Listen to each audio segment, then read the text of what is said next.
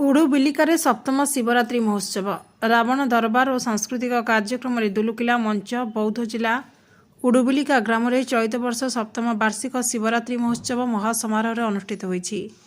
महादेवों जागर मेला अवसर में आयोजित यह कार्यक्रम में आध्यात्मिक भक्ति सांग पारंपरिक रावण दरबार और रंगारंग सांस्कृतिक कार्यक्रम दर्शकों को विभोर करिछि। महोत्सव अवसर में आयोजित साधारण सभार सभापति जलेश्वर कर्ण अध्यक्षता करथिबा बेले संपादक रमणी बरगती स्वागत भाषण और विवरणी पाठ करथिले।